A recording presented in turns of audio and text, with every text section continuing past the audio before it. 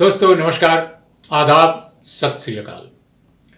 ऐसा लग रहा है इस समय कि कोरोना को लेकर जो हमारे देश की जो सरकार है, खासकर केंद्र सरकार, उसकी जो विफलताएं, उसकी जो नाकामियां सामने आ रही हैं, उन नाकामियों से एक तरह से यूं कहा जाए, चीज़ों को, लोगों का ध्यान हटाने के लिए अब नए नए तरीके सामने आ रहे हैं। और ये जो तरीके हैं वो सरकार जितना कर रही है उससे ज़्यादा मीडिया कर रहा है। और इस वक्त अगर भारत के मीडिया पर देखें, खासकर जो मेन स्ट्रीम चैनल हैं, जो मुख्य धारा के चैनल अपने को कहते हैं, उनमें देखें तो कोरोना को लेकर जो एक अफरा तफरी है, क्वारंटीन सेंटर्स को लेकर हो या अस्पतालों को लेकर हो, परेशानी जो है लोगों की, जो बेचैनी लोगों की है, जिस तरह बेतहासा तादाद बढ़ती जा रही है, जिस तरह कुछ राज्यों में जहां पर हालात पहले उतने खराब नहीं थे, उन राज्यों में भी प्रसार, अगर देखा जाए, संक्रमण का फैलाव देखा जाए तो बहुत तेजी से हो रहा है। लेकिन इन चीजों पर ध्यान आकृष्ट करने के बजाय,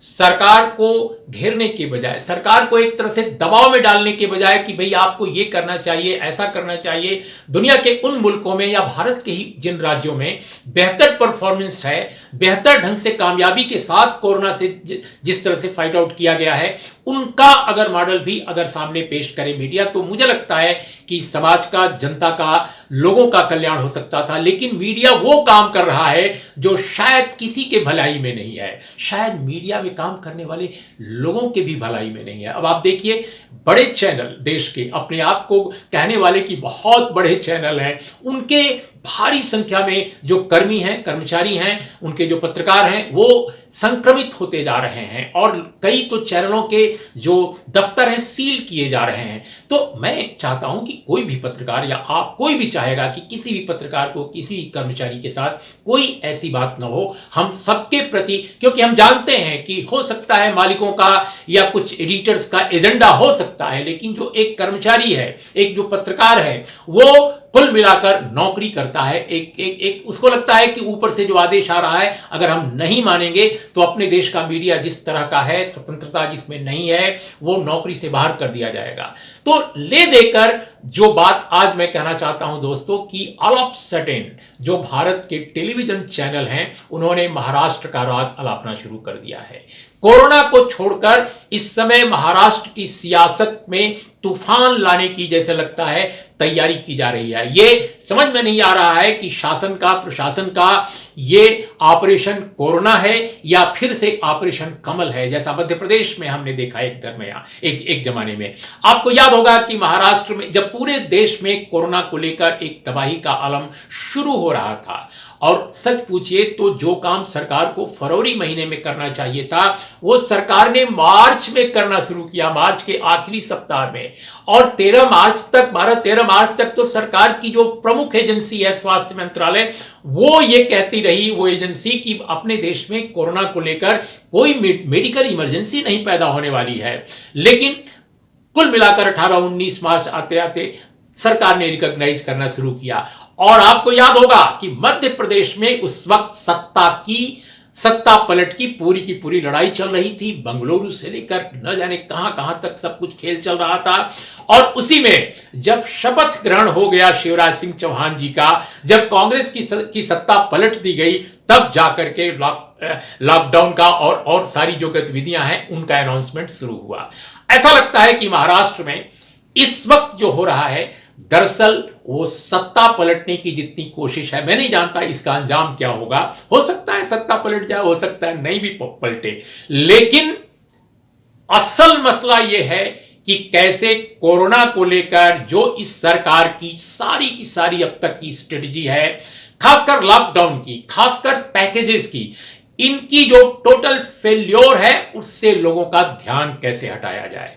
अखबारों के जरिए और खासकर टेलीविजन चैनलों के जरिए किस तरह से कोरोना की महामारी के संक्रमण के विस्तार या फैलाव को, लोगों का ध्यान कैसे हटाया जाए।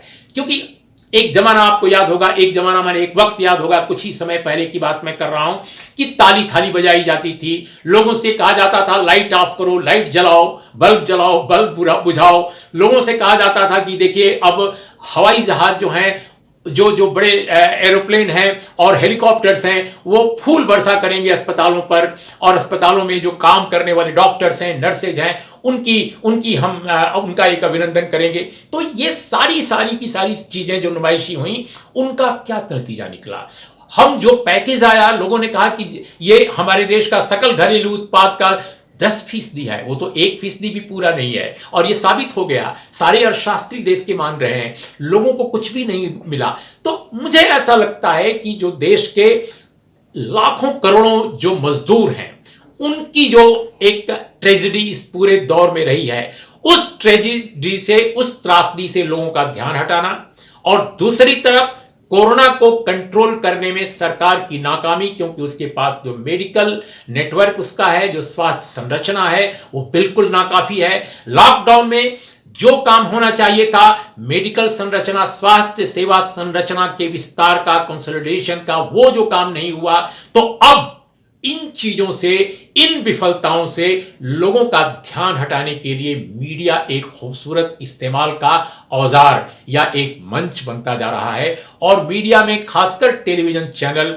इस काम को, अंग्रेजी और हिंदी के, उसको खासकर जो बड़े चैनल हैं वो इस मामले में सत्ता संरचना, सत्ता पर जो बैठे लोग हैं उनके अदृश्य इशारे कह सकते हैं, या उनका इशारा न भी हो तो ऐसा लगता है कि उनकी तरफ से दुंदुभी बजा रहे हैं कि हुजूर ये एक रास्ता है कि लोगों का ध्यान आप हटा सकते हैं। तो कुल मिलाकर सवाल आज ये उठता है दोस्तों कि ये ऑपरेशन कोरोना इस देश में चल रहा है, कोरोना से जूझने का अभियान ये देश चला रहा है, या उस विफलता से, उस नाकामी से, जो सरकार की नाकामी है, उससे लोगों का ध्यान हटाने के लिए विभिन्न प्रदेशों में, अलग अलग प्रदेशों में, कभी बंगाल उठाया जाता है, कभी महाराष्ट्र उठाया जाता है, वहां ये सियासी तूफान खड़ा किया जा रहा है। और इस सियासी तूफान में अपनी नाकामियों पर पर्दा डाला जा रहा है। कहने के लिए आप कह सकते हैं कि महाराष्ट्र में हालात वाकई बहुत खराब हैं, और उसके कारण हैं क्योंकि टेस्टिंग भी बहुत ज्यादा हो रही है, और मुंबई या महाराष्ट्र उसके जो वो एक कनेक्टिंग सेंटर है इंटरनेशनल फ्लाइट से लेकर के, और हम सब जानते हैं कि बड़ी कंपनियों का सदर मुकाम वहां पर है। तो ये लाजमी था कि वहां पर विस्तार या फैलाव, संक्रमण होता, और उसको काउंटर करने का प्रयास ठोस होना चाहिए था। उसमें हो सकता है राज्य सरकार की भी कोई कमी हो, लेकिन गुजरात, आप गुजरात को क्या कहेंगे? आप गुजरात को क्या कहेंगे जनाब? अगर आप महाराष्ट्र की विफलता देख रहे हैं तो गुजरात में तो टेस्टिंग भी अब नहीं हो रही है, और हाईकोर्ट गुजरात का है वो ये कह रहा है कि वहां पर एडवोकेट जनरल सरकार के कह रहे हैं कि अगर हम टेस्टिंग ज्यादा कराएंगे तो 70% लोग जो हैं कोरोना पॉजिटिव निकल जाएंगे। ये तो सरकार के एडवोकेट जनरल जो नियुक्त वहां के अटॉर्नी है वो ये बात कह रहे हैं। और हाईकोर्ट तो ये भी कह रहा है कि सिविल अस्पताल जो अहमदाबाद का है वो काल कोठरी से भी गया गुजरा है। तो गुजरात की जो विफलता, गुजरात मॉडल की जो नाकामी है, उसको आप क्या कहेंगे? तो इसीलिए मुझे लगता है कि इस वक्त सत्ता के साथ जिस तरह मेन स्ट्रीम चैनलों की मिलीभगत है कि उनकी नाकामियों पर पर्दा डालना, और कोरोना को लेकर एक डाइवर्जन, एक दिशा भ्रम, एक लोगों के आंखों पर पर्दा डालना। लेकिन दोस्तों मत भूलिए कि ये लोगों पर हमला है, मत भूलिए कि ये लोगों का दर्द है, लोगों की परेशानी है, और पूरे देश की है, पूरे समाज की है, जिसमें मीडिया में काम करने वाले लोग शामिल हैं और सियासतदान भी शामिल हैं। कई राज्यों में मंत्री भी शिकार हो रहे हैं, या कम से कम शिकार तो नहीं अभी, लेकिन वो इन्फेक्टेड हो रहे हैं। तो इसलिए केवल गरीबों को आप मत समझिए कि अमीरों का ये रोग सिर्फ गरीबों को परेशान कर रहा है, इसमें यदा कदा अमीर भी आएंगे। दोस्तों ये बात मीडिया के अमीरों को नहीं भूलनी चाहिए। इन्हीं शब्दों के साथ आपका बहुत बहुत धन्यवाद। नमस्कार, आदाब। द वायर के और वीडियोस देखने के लिए सब्सक्राइब करें और बेल आइकन पर क्लिक करें। स्वतंत्र पत्रकारिता की आर्थिक मदद करने के लिए डिस्क्रिप्शन में दिए गए लिंक पर जाएं और अपनी राशि चुनें।